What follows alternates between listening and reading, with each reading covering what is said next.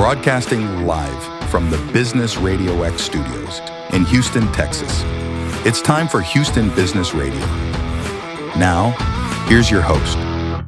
Hello, Houston. Trisha Stetzel here, bringing you another episode of Houston Business Radio. I have a great friend of mine on the show today. I'm so excited about having Kristen Day. We were talking just before the show. How long have we known each other? Well, I don't know. Who introduced us? I don't know. But it's been a very long time, and I'm so excited to have you on the show today. I know you have a business called A Visual Business. We're not talking about that today, but people might be interested that you do that work, so they can go out and take a look. But Kristen with Women Training Firearms with Kristen, WTF. I'm so glad that you're with me today. Welcome to the show, Kristen. Thank you, Trisha. Super exciting, as always, to chat with you. It's always a good time and lots of laughs, usually. Yeah, I'm pretty sure we get a lot of that out before we started the show today, right? Let's start with, I know your favorite part. Let's talk about you a little bit. So tell us a little bit about Kristen, and then let's talk about WTF. I'm originally from California, Virginia, military kid, moved down here 11 years ago and was kind of forced to start my own business. That's the A Visual Business part. And I've always been interested in firearms and wanted to be a cop when I was younger. It just didn't pan out, but I always still shot, pistols, and I've enjoyed it. Found a nice little group, because hello, Texas, that I could shoot with some other ladies, and got into competition. And in getting into competition, people ask me, hey, I have questions. You should help me buy a gun. You should teach me. You should pay me. So hence my business started. So that's kind of the nuts and bolts. Married to two old young girls, and out of the house, empty nester, no dogs, no kids, just a husband now. And I enjoy traveling for shooting matches. So that's the nutcracker of Kristen. No, I love it. And tell me, or tell the audience a little bit more about these shooting competitions, because you and I connected on this a few years back, and I'm like, there's such a thing. I guess I knew, but I didn't really know. So talk a little bit more about these shooting competitions that you do. Absolutely. And actually, that's funny, because I was talking to a gal at a clothing store yesterday, and I said something about shooting competition. She goes, oh, my friend does shooting competitions. I said, oh, cool. Where does she do it? And she's like, oh, well, she just goes to XYZ range. And I'm like, okay, maybe that's not a shooting competition. So there are groups that you can gather. So I think it's just a matter of kind of going back to your point that sometimes people don't understand what it is. So if you like to go shooting, that doesn't necessarily mean it's a competition. You might go to a group that has maybe some sort of match or fun thing at the range. That's not the same thing. So I'm more of active pistol shooting. IDPA is one of them, for International Defensive Pistol Association. USPSA is another one, United States Practical Shooting Association, I believe it is. And then, of course, Steel Challenge is another one that's pretty popular. IPSEC, which is IPSC, is kind of a similar version over in the other side of across the pond, so to speak. So, but it's basically you're moving and shooting. You have a target array, you have steel things that you have to hit. There's moving things that you have to hit. You're all on the clock. Everything's done super safe, where everybody's unloaded, walking around with holsters and guns in their holsters, but everything's unloaded until you get up to the line when it's your turn to shoot.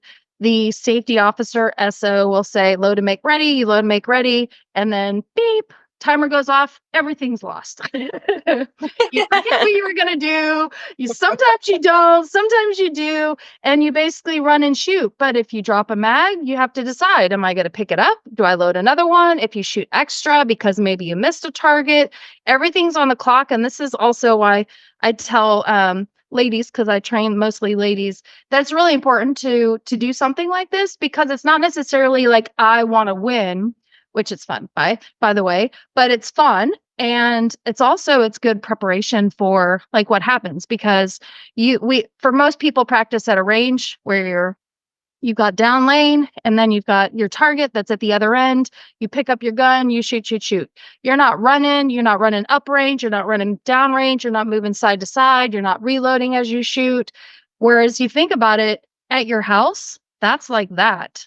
Your house is not going to be like a down lane, not moving, static target kind of thing. So, and then of course, when stuff like that happens, you're able to think on the fly, whereas because you're preparing for it. Whereas in your house, if something goes down and somebody breaks in, you're like, what am I going to do? You get that tunnel vision. So it allows you to kind of prepare for, like, I've already got all this, like the shooting, the guns ready, all these things are muscle memory. Now I just have to be focusing on who's the bad guy, where's he at, and how do I stay safe? Versus, is it loaded? Can I rack the slide? Like, what happens if it get jammed? I mean, it's going to be muscle memory. Jam, fix, boom, moving on. Yeah. So. Absolutely. Thanks for sharing that. There, by the way, you guys need to go out to Kristen's website and check out some cool pictures that she has out there, because she's definitely a BA. Yes. Well, I will tell you about pictures. I had to use all of my own pictures because stock photo sites, when you're looking for women and guns, they're not quite appropriate. They're usually not safe either. And we have enough people that are not in the 2A realm or not in the same political side that I am, that, don't want us to, have guns. And, that's their choice. But I always work to show anybody in the sport at a good light, being safe. So, like, to put a picture with somebody, with their gun pointed at their head is not going to be appropriate. So, I always make sure when I even take pictures of my students that everything looks good, because all it takes is one person who's an anti-gun person to go, oh, they're doing this. And it's like, girl, you don't know. You weren't there. You don't know. So. Well, and it really is about safety. And I know that that's something that is, near and dear to your heart, which is why you teach the classes. So let's talk a little bit about safety, because we do have in our state of Texas, we've got open carry. And you don't necessarily have to have a safety course to carry a gun around. So let's talk a little bit about that and why taking a safety course is so important. Absolutely. So, and I've gone through the safety, and I tell my ladies too, I'm 100 about safety, and I'm ridiculous about it, because if you practice safety all the time, even with a wooden gun or a plastic gun in demonstration, you'll never see me sweeping a person. It's always down or outside or away from them, or I'll turn my body a different direction. It's always safety, always. And not only that, but it's like, how do you pick up a cup? You pick up a cup with your hand wrapped up, around it. You're not walking around with your pointer finger outside your cup, indexing it, So, and I'll tell ladies, I'm like, all right, finger off the trigger until you're ready to shoot. And they're all nodding and they're like, yeah. And, like, I got this. But man, when I tell you, when we get to the range or we start putting the everything else takes over, and it's just like, finger. Oh, I didn't realize it, because they're all in the moment. So once you start practicing that habit, you're putting into muscle memory. So that's one of the points of the safety side, and why I think it's important. To your point, additionally, your license to carry basically teaches you the safety components of the laws that you should be aware of. And I think it's important to know where to go for more information. I may forget, I'm like, is this place a 30-06 or a 30-7? And then somebody's like, well, what's a 30-6? And which one's which? And which can I carry at? Well, I can't remember everything. Lawyers, they have tons of books because they have to refer back to these legal things. So I have some apps, actually it's on my website, that I use to remind me of some of these things, or reciprocity, because I travel a lot for shooting competitions, just because I'm able to do more of what I want. Of course, I can carry, more places because I have a license to carry, and we don't require through constitutional carry, don't require you to have a license. That doesn't mean you can go to any state and have the same laws. So reciprocity will remind you what what laws you have to follow. Like, if you get pulled over, like, are you required to declare that you are carrying and that you are a card carrying member? Some of those things, it tells you what your reciprocity is in the app. And I just think it's important to know the laws. And my rule of thumb is, if there's two people do the exact same incident and go to court, and one does not have their license, and then I have my license, that I think that I will look a little bit better with the law because of the fact that I took this class, I have a license to carry, and I'm showing people, the anti-gunners, know that I take this seriously and that I wanted to learn the laws and I wanted to be safer. So I think that I would look better with in a better light of the law. That's kind of how I see it. Yes, you're not required to have it in the state of Texas, but I can carry more places because I do. I can buy a gun quicker.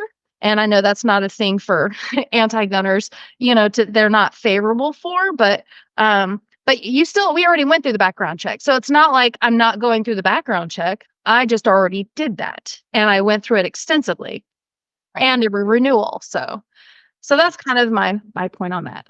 Okay. Oh, I think it's great. And from a safety course perspective, what you're teaching, are all of your courses around license to carry or LTC, or do you offer other types of safety courses? So I don't particularly offer like, hey, I'm offering XYZ class on Friday or Saturday. I basically get people who say, I'm looking to do X. And I say, well, what's your experience? What's your comfort level? And I create my material based on that. But 9 times out of 10, I do a lot of one-on-one or 2-on-1s. And then it's basically, I teach, of course, all about safety, talk about the fundamentals, like stance, grips, eye dominance, as well as what parts of the gun, the parts of your bullet, the bullet travel, because again, focusing on women, we like to know all the things.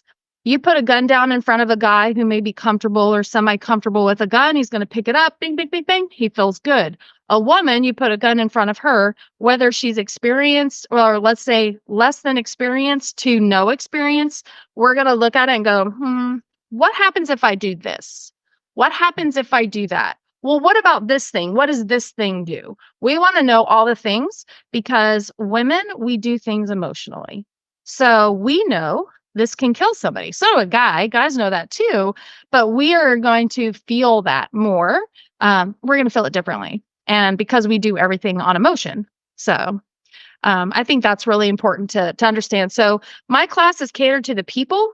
I do a lot of situational awareness. So I do small groups on situational awareness. I do some basic safety and some fundamentals, but obviously you can't shoot in somebody's house, but I do a lot of dry fire. And I like to show people that you can dry fire in a house so that you will turn around and do it. Because if I were to say, Trisha, I know you haven't dry fired, let's say ever. And I'm like, hey, you can dry fire in your house. And you'd be like, what? No, I'm not going to do that. But if we did it in a session at, say, my house or your house, and you're like, wow, we did this, I can do this. I can do this because I did it with her. So I like to do that way so that, first of all, in a home setting, it's more comfortable than it is, at the range where you got people watching you, men, and people judging. That's kind of how we see it, right? Whether they are or not, it's another story. And it's a lot more noise. And so now our anxiety levels are a little different. Whereas if you're in the comfort of somebody's home, it's comfortable, it's just more lackadaisical as far as comfort level, not safety level. I'm still 100% safety. But talking about my house, it's like, oh, I shoot in this direction because of this. I shoot in this direction because of this. This is not a good direction. Think about how your bed is, so we kind of talk a little bit about that self-defense thing as well. So all the things. All the things. No, and I think, from the ears of the listeners, they can tell that women are typically your target for these types of safety courses. And I think it's really cool, Kristen, that you're catering to women because it's not something that we might seek out. So let's talk about marketing. We talked a little bit about this before we started the show. And how do you market these safety courses to women? How do they know about them? Well, it's pretty much word of mouth. So like we were talking about before, it was like, I don't really market. And then we kind of drilled down on that a little bit. And I think there's a huge difference between marketing and soliciting. So marketing is basically networking and paid advertising is more soliciting because you're actually paying to get an audience. I haven't really had to solicit my business because word of mouth happens. And I've been networking since I've had my business in Texas, 11 years for my one business. And then, of course, now my second one. And people know because I post pictures of me going to the range and my competitions, and I'll post videos.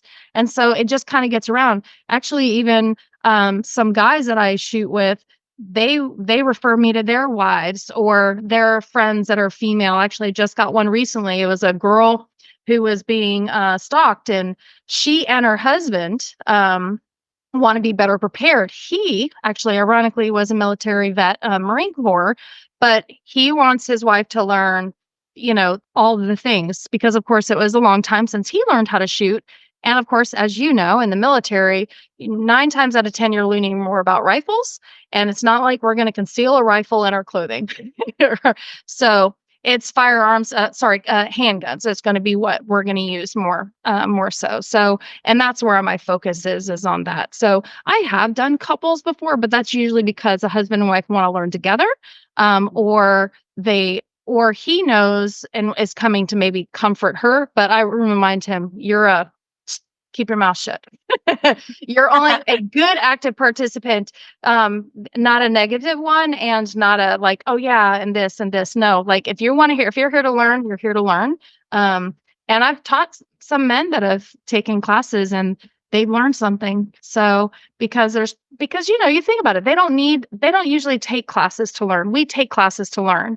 As far as this is concerned, as men though don't, because some things come innate to them. That's just a thing that's kind of naturally they're good at. So, Yeah, absolutely. And I think that I'm just going to call it social marketing. You're really good at talking to people and letting them know what it is that you do. And you're so adamant about safety and the things that you do. And you've always been an amazing partner in every way that I've ever worked with you. So I appreciate that very much.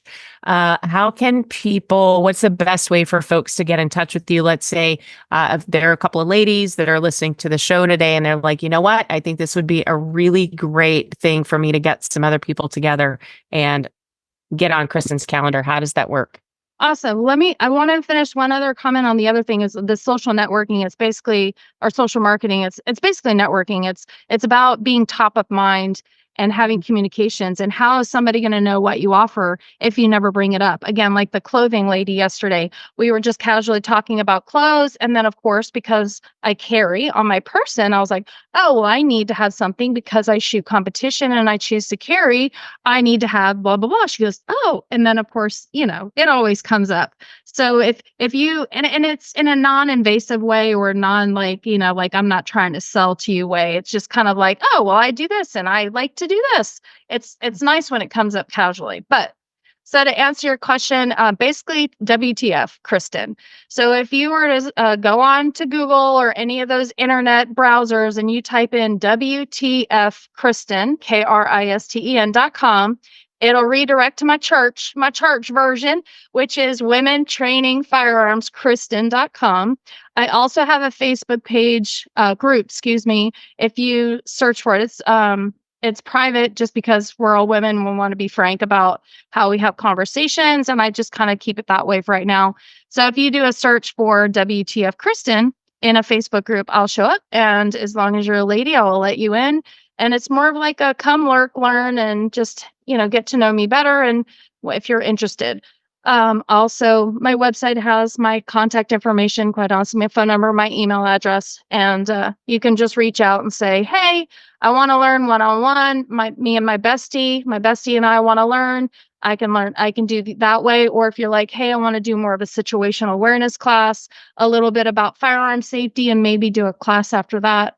I do small groups as well. So you're amazing. Thank you for coming on me today. Any parting words, like anything top of mind for you, for people out there that may be on the fence about taking a safety course, they haven't taken one, or maybe they have a gun and they haven't picked it up in years? What piece of advice would you give people? So glad you said that. So 2 things. Shooting is a perishable skill. If you don't use it, you lose it. I dry fire usually every other day or so, and I live fire at least once a week. And I keep my skills up. And that's when you don't use it, you're going to start to lose it. And number two, which should actually be number one, is you are important enough. If I had $1 every time I heard a woman tell me, well, I want to do these lessons with you after soccer practice is over, after school starts, after summer's over, after the kids, are old enough, after this. And I always say, and actually I wrote a blog on it, bad guys don't care.